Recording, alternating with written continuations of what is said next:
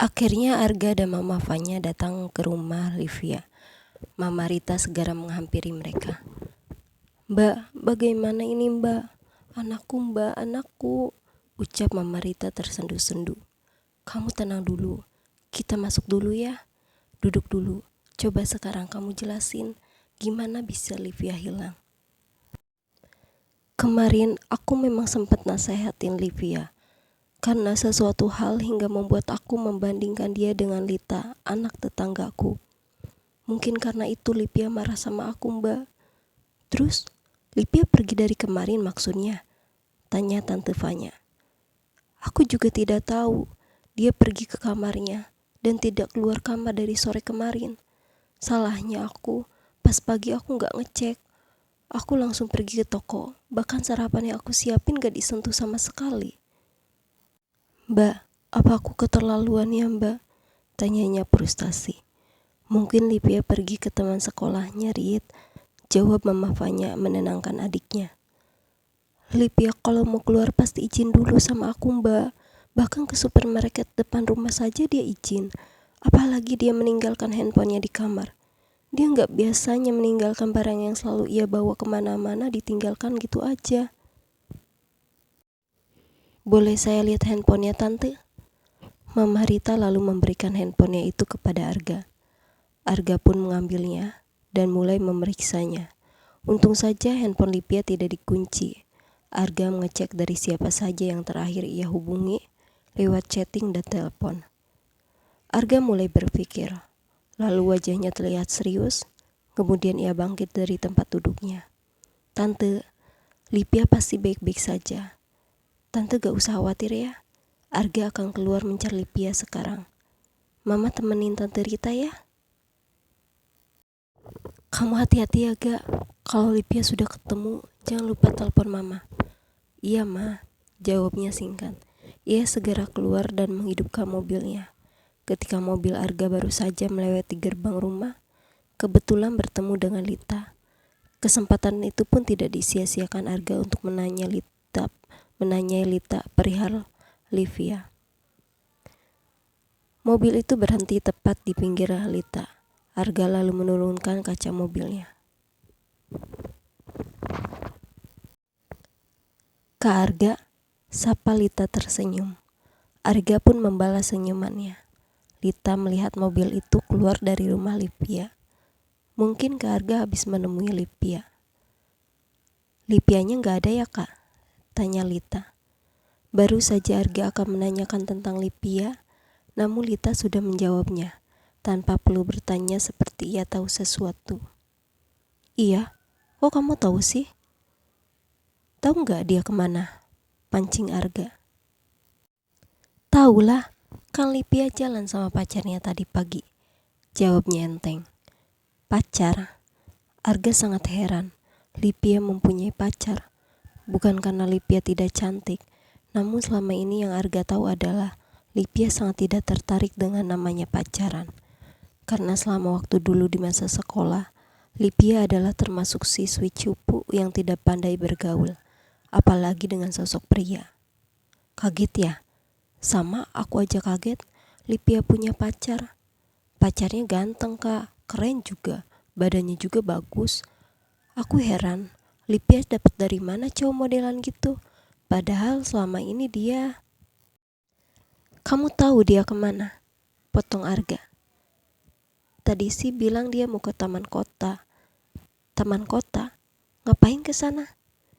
"Kakak juga gak tahu kalau di taman kota diadain festival." "Festival?" tanya Arga semakin aneh.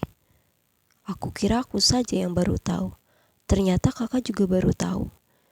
Dia bilang tadi mau ke acara festival di taman kota. Kalau misalkan di taman kota ngadain festival kembang api atau yang lainnya, aku pasti tahu terlebih dahulu." Karena sebelum Lita melanjutkan ucapannya, Arga segera memotongnya lagi. "Lit, udah dulu ya. Saya mau pergi dulu." "Oh iya Kak, silahkan." Arga pun segera menancap gas. Mobilnya melaju dengan cepat. Setelah kepergian Arga, Lita menggerutu di pinggir jalan. Sambil berjalan, jika ada yang melihat ia, mungkin ia disangka orang gila. Heran sama manusia zaman sekarang, demen banget, demen banget motong ucapan orang. Harusnya tuh dengerin dulu sampai selesai, jangan main potong-potong aja, kayak hewan kurban. Arga sampai di taman kota, namun di taman kota terlihat sangat sepi.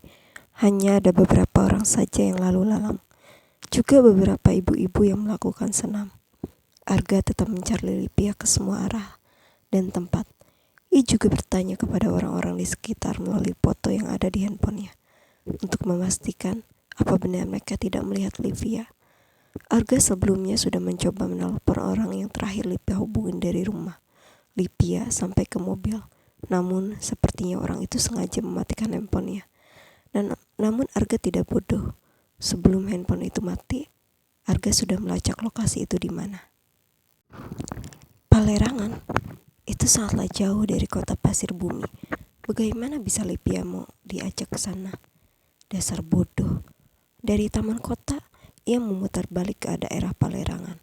Ketika Arga mulai memasuki daerah tersebut, waktu sudah sangat sore menjelang malam. Ia menyetir mobil sambil menoleh ke kiri dan ke kanan untuk mencari Livia.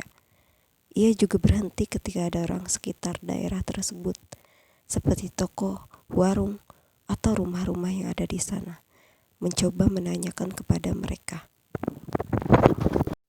Tetapi tak ada satupun orang yang melihat Livia berada di sana. Tut, tut, tut. Suara handphone Arga berbunyi. Iya, Ma. Belum. Arga akan terus mencari dia sampai ketemu.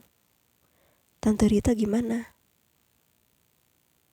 Tolong katakan jangan khawatir. Arga pasti akan menemukan dia. Udah dulu ya. Arga lanjut mau nyari dia dulu. Oke. Sambungan telepon pun tertutup. Arga menurunkan kaca mobilnya. Ia melihat keluar.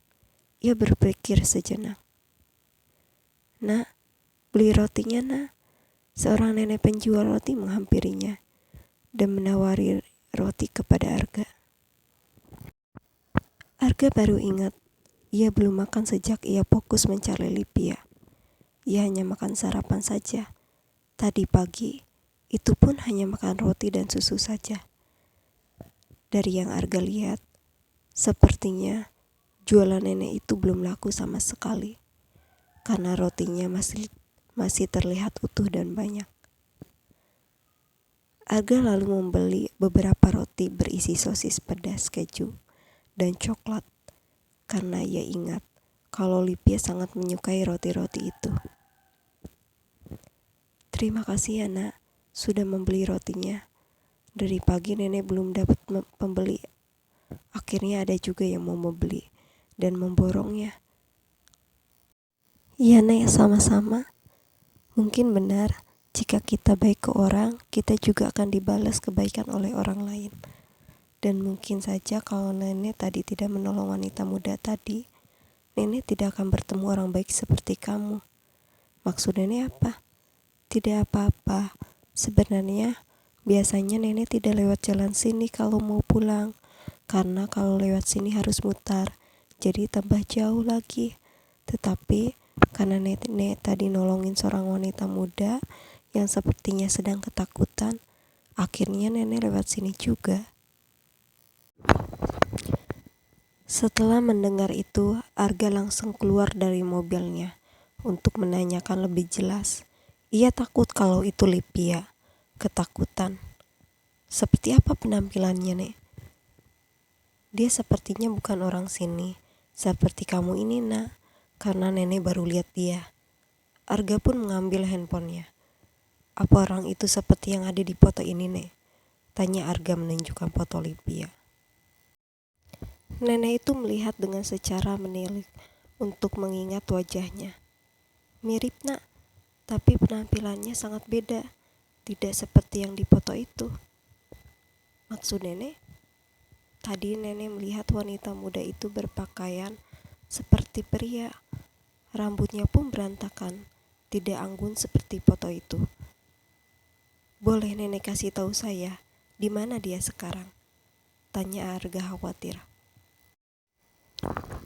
Tadi nenek nganterin dia ke rumahnya Pak RT sini. Tempatnya tidak jauh dari sini. Kamu lurus terus saja. Sampai ada pertigaan, kamu belok kanan. Dari sana kamu akan lihat ada rumah yang berwarna biru. Di sana rumahnya. Terima kasih banyak, Nek. Saya pamit pergi dulu. Arga pun masuk mobil dan menyalakan mobilnya. Ia pun pergi ke tempat yang diarahkan nenek tadi. Sedangkan nenek yang ditanyai tadi hanya tersenyum melihat kepergian Arga.